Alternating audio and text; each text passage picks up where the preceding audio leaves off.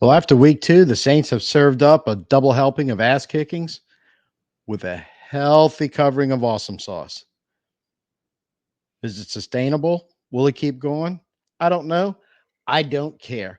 We're going to celebrate an awesome start to the season. I'm Tim. Let's talk Saints.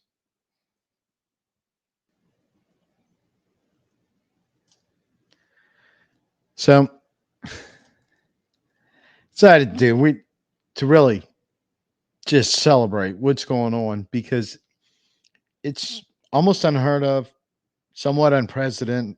President, it's not, or at least it doesn't happen often. This kind of 2-0 start that we got off to. Some fun fact numbers have been flying around Twitter, so I fired up the old Twitter machine to kind of back up what I'm about to talk about, which is yes, I get it. Carolina's not very good. It's possible Dallas isn't very good, or it's possible that Dallas just did one of their Dallas games where they just do not show up and take a bad loss.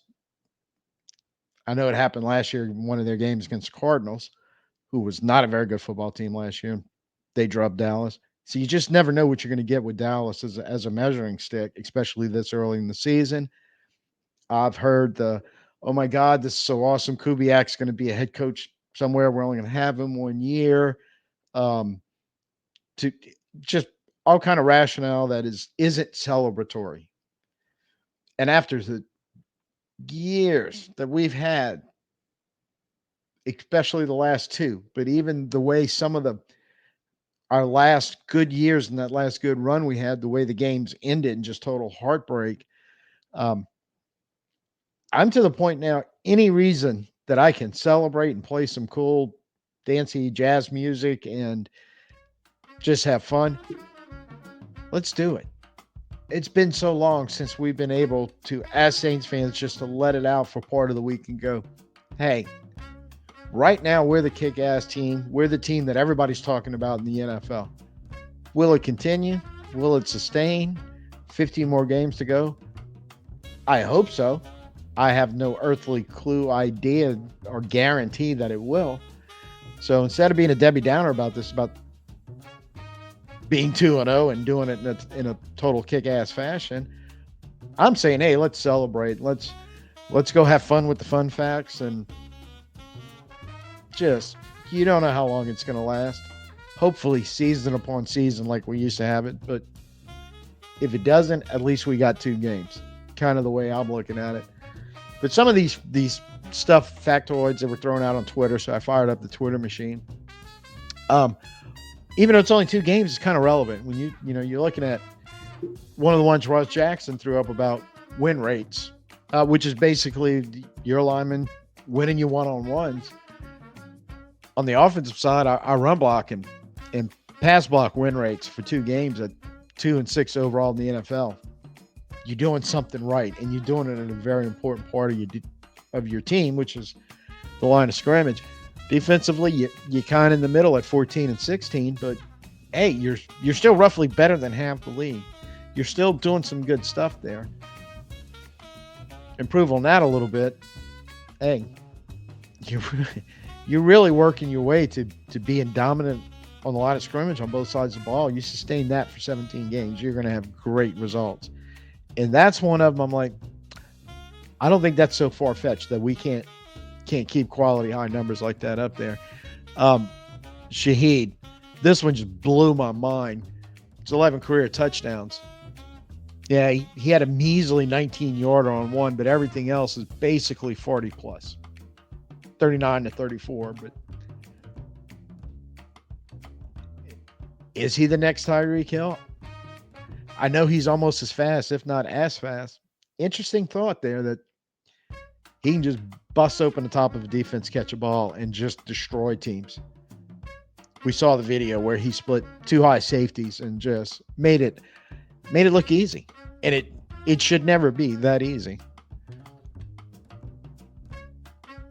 And you get these next-gen fun facts. 70-yard TD pass that traveled 54.5 yards in the air.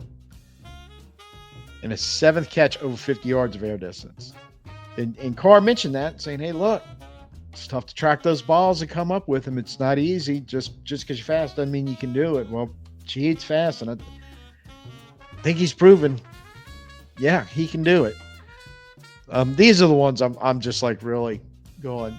When you get to the analytics and graph charts, and I'm not making fun at all. That there's some really good stuff in here, but you kind of parse through it because sometimes they'll throw stuff out there. You're like, what does exactly this mean? But right now, I'm like, I don't care. Any analytical chart that they're throwing out there right now with the numbers on it. I mean, offensive 3-and-out rate. Great. We're in the top 5. Celebrate. Or top 6. Celebrate. Awesome. But I'm looking at the Commanders being 3rd overall going, does this really mean anything after 2 games? I don't know. I don't care. We're one of the best in the league at it. Talk a little trash and have fun with it. The EPA drive charts. Again, another one analytical, and I think that's expected points. I forget what the A stands for. But these are one of those stats that you can take some fun deep dives in if you want. How important, how useful are they? Probably can give you, like most of these do, a peek at what's going on, but doesn't necessarily tell the whole story. But you know what? I don't care because I know you want to be in the upper of these type of charts. You want to be in the upper right-hand corner. Not only are we in the upper right-hand corner, no team is close to us. I don't care what analytics these charts are describing or what they're used for or how relevant. It doesn't matter. We're number 1 in it. Take the win, celebrate. Let's move on. More of the same. Defensive pass coverage predictability. We're not quite in that upper right-hand corner, but we're still kind of toward the top of the graph. Close enough for me. I'm calling it a win. Celebrate. Let's move on. Rushing contact predictability and efficiency. This one's kind of funny because you're not you're kind of mixing the run concepts. You're doing a very good job of it. Only really the Cardinals are better at it than you are. Close enough. Call it a win. We're going to celebrate and move on. I'm just, and there's more, way more, tons more of these that you can go through. In fact, my favorites in Twitter right now was so long that it took me forever to finally get down there and find those few, and I've got them sprinkled all over the place. Some of them I wrote them down, which is again kind of relevant, but how important is it? Is it really going to hold for the whole season? All that other stuff that people are throwing around right now, I don't care because, hey, if it makes us look great, gives us a little bit to pop out our chest, talk a little shit, hey, we're going to do it right now because it's been so long since we've been able to do that with any type of degree of success. That it's been a long time since we were the talk of the NFL, and at least right now that's what we are. But a few of the other things like PFF grades, that's another one. Some good information there, gives you a good baseline. I always said comparison, but doesn't tell the whole story, the complete story, and something you don't want to hang your hat solely on, or the grades that they throw out from after watching film. But good Lord, Lucas Patrick at a 97.2, Eric McCoy at 92.2, Demario Davis 91.4, and Olave and Carr tying for 91 at 91. That was the 5 highest scores on the Saints for Sunday. And for an offensive lineman, 97.2 and 92.2. Great numbers. That's some of the tops in the league. Again, what does it mean? Don't know. Don't care. We're the best at it right now, at least according to them, to these numbers. Celebrate it. Take the win. Let's move on. Kamara Sunday had 4 runs of 10-plus yards on running the wide zone left, which if you look at his rush chart, it was amazingly awesome because it was nothing but greens and yellows, which basically means green being +4, yellow being gaining yards but not hitting that 4 average. You don't want to see reds, which are negatives or turnovers, because they do spot that. There was no red on it. Not only was there no red, 4 runs of 10-plus out of wide zone left. Second TD run, I believe second and third both might have been wide zone lefts. His first one was more of a wide zone right. Success. And we've been waiting to get Alvin going for a couple of years now. And so far in 2 games, we got him going. Celebrate it, take the win. It's so exciting to see Alvin be the Alvin 2017, 18, 19. That guy that was just what we saw the last 2 games that we hadn't been able to get to the last couple of seasons. Derek Carr, we can go on. I could probably do a whole video on let's celebrate how statistically on so many levels, depending on what your favorite quarterback measurement tool is, his name is plastered all over at the top after 2 games. Again, will that hold? Will that sustain? I don't know. But for right now, I'm going to take the win that for 2 weeks, whether you're looking at his raw passing numbers, whether you're looking at the analytical numbers or the QB ratings, or pick your poison. I haven't seen one that he's not, if he isn't first, he's second on the list. Just having what we could call the best quarterback in the league right now after 2 weeks. Will he be after week 17, 18? I don't know, and I don't care, because right now we got the guy. If we keep this rolling and he stays the guy or close enough to reach out and touch whoever the guy is, whether it's Mahomes or Murray or any of these other guys that ends up, we're going to win a lot of football games. But if he's playing that well and the offense is moving this much and the defense is being this shut down, look, even Fergus is getting excited going, hey, whatever plays out the rest of the season, at least right now, at least we have 2 weeks. Yeah. That's the way I look at it.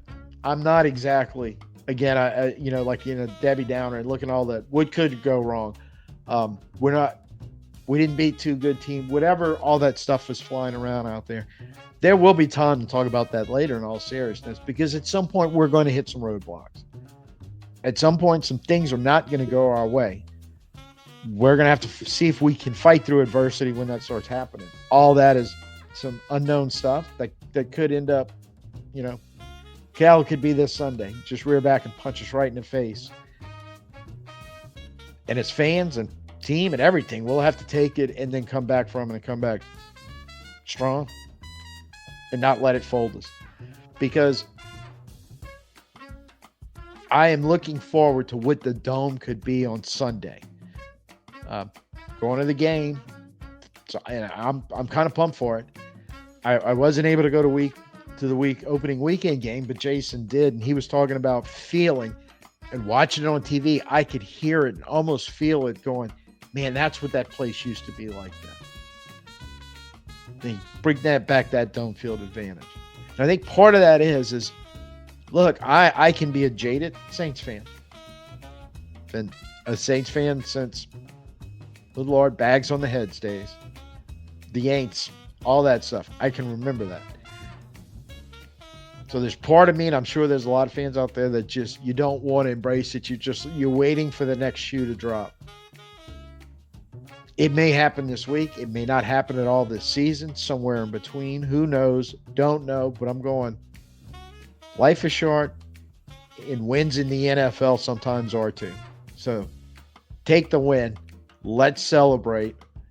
If I could, I'd go to practice right now and have Derek Carr teach me the Michael Jackson dance, so I could do it too next time he scores or throws a touchdown. Let's have fun. Let's celebrate. It's been too long since we could do this, Saints fans, and we've got till Sunday, because come Sunday morning, got to wash out the system. It's a new week, new game. In spirit or in person, whatever it is, WHO DAT Nation's got to come out and get our Saints back to 3-0, so we can do all this fun shit again next week. Give me a thumbs up if you're going, hey, let's just celebrate and let's just have fun with whatever fun fact, whatever shade some network or some person on a YouTube channel or whatever wants to throw at us. Doesn't matter right now, because until something proves it different, we're one of the best teams in the NFL. When was the last time we could say that?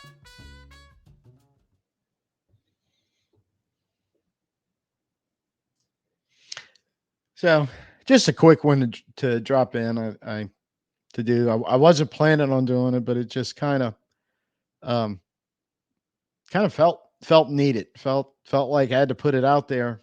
Hey man, let's just have fun with this. Let's have fun with it. While enjoy the ride as long as it lasts. It may only be this 2 weeks. Who the hell knows? But hey, let's have fun with it. Um, but I will be. Already started working on. Uh, Many of you are going, hey, prediction. If it's coming. It's getting worked on. It will be finished tomorrow afternoon because, again, as I've stated, I refuse to do any of that without the final injury report because too much can change on that. Um, so I'll have everything together hopefully tomorrow night, but if not, it'll show up first thing Saturday morning.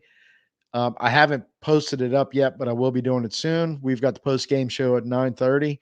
I think Jason and I will both be at the game, so uh, yeah, we really need to win this because I'm kind of poking fun at the Debbie Downers, but we lose Sunday with both of us at the game. There's a good chance there'll be a lot of Debbie Downing going on come 9:30. But hey, no matter what happens, we're gonna have fun and good time doing it. If you're new here, please make sure you give me a thumbs up, like, subscribe, hit your notification so you know this was, like I said, a little unscheduled. To just when I pop in and do stuff like this, you'll be able to see it. Definitely share it around. Let your friends know. Let's get all of Who Dat Nation and the whole community. Just keep having fun, rooting on our favorite team. Hopefully, this 2-0 magic just keeps continuing through the season because we all know what the prize is and we all know where the prize is being played this year. And that would be the biggest heaping of awesome sauce of it all. So, like I said, we'll be Friday night or early Saturday morning. We'll get everything up for the Philly game. See how it turns out Sunday night. And until then, I'm Tim. Peace out. Who dat?